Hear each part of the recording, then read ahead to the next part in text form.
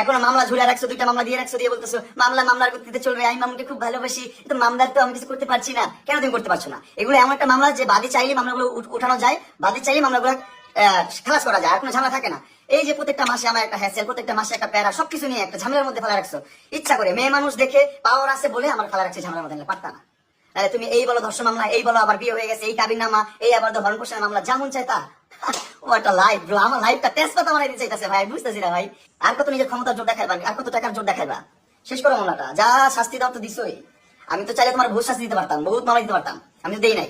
তুমি আমারে ভরণ পোষণের মামলা দিছো, তারপরে কিছুদিন পরে আবার আবার একটা কি এখন তোমার মামলা দিছো, তার কিছুদিন পরে ধর্ষণ মামলা দিছো, 3টা মামলা দিছো আমার নামে।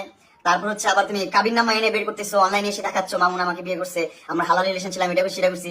কত ধরনের রং ঢং, কত অ্যাটেনশন নিতেছো মানুষের মানে নিজেও হাসির পাত্র হচ্ছে, আমাকেও হাসির পাত্র বানাইতেছো। এগুলো বাদ দাও, এগুলো আর কত করবে এগুলা? হিজড়া টিজড়া নিয়ে ঘুরো, হিজড়াদেরকে দিয়ে পোস্ট করাও, হ্যাঁ ভাই ব্রাদারকে নিয়ে ঘুরছি, সেগুলো পোস্ট করাও, মানে সব একবারে জুড়াই নিচ্ছে, একবারে বসছো ফিল্ডে নামছো, ভালো হবে। হ্যাঁ, মেয়ে মানুষ তো ছড়াই রাখে, মানে ভাত ছিঁড়ে লেখাপড়াও পারে না, এরকম আর কি বিষয়টা না? বাদ দাও এসব সাধু কথা, আমি সাধু কথা বাদ দিয়ে, এই যে সুন্দর মুখটা বাদ দিয়ে সুন্দর একটা কাজ করো, তখন মানবো যে তোমার সুন্দর মুখ আছে, সুন্দর মনও আছে। মনের মধ্যে তিতা আর মুখের মধ্যে মিঠা রেখা লাভ নেই। ভিতরে 3-4টা মামলা দিয়ে একবার মনে করা যায় নিঃস্ব করে লেগেছো, ধ্বংস করে লেগেছো, চেষ্টা আছো। আর কত কিছু পারতা, আর যদি মামলা থাকতো বাংলাদেশের আইনে, সেগুলো করতা তুমি।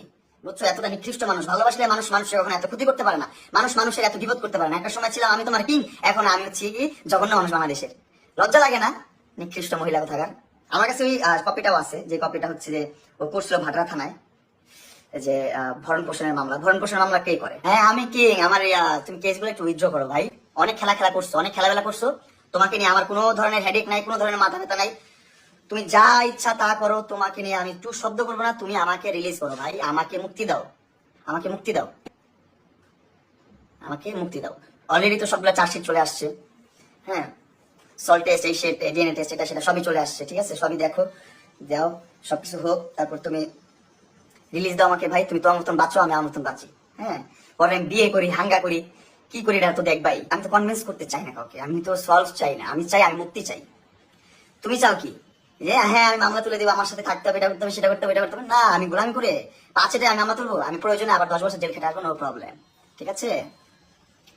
তুমি যদি একটা সময় তোমার সাথে কথা হয়েছিল, জেল থেকে ফেরার পর কথা হয়েছিল তোমার সাথে কন্টিনিউয়াসলি, তখন তোমাকে অনেকবার বলা হয়েছে যে না, এজ এ ফ্রেন্ড হিসাবে যেভাবে হোক, একটা শুভাকাঙ্ক্ষী হিসাবে ভালো একটা সম্পর্ক, ভালো একটা গুড রিলেশন, ফ্রেন্ডশিপ একটা থাকবে, ভালোভাবে চলো ফিরবো। তুমি তোমার মতন যা করছো, তোমার রাগ হয়েছে, জিদ হয়েছে করছো, এখন তুমি মামলাগুলো উইথড্র করো, আমাকে আমার মতন লিভ দাও, আমাকে আমার মতন বাঁচতে দাও, আমার সাথে তোমার থাকতে হবে না। ওকে দেন, সলভ করো, সলিউশন করো, কি করো শেষ করো। আমি তো বললাম তোমাকে শেষ করে ফেলো, আমি তোমাকে নিয়ে ফার্দার একটা কথা বলবো না, ফার্দার কোন স্টেপে যাবো না। এই লাইফটা রেকর্ড করে রাখো, তুমি আমাকে রিলিজ করো। আমি তুমি এই ভয়ে আসো যে তুমি আমার মামলাগুলো তুলে ফেললে আমি তোমার নামে মামলা দিব না। তোমার নামে মামলা আমি অনেক আগে থেকে দিতে পারতাম, চাইলে এখনো দিতে পারি, ঠিক আছে?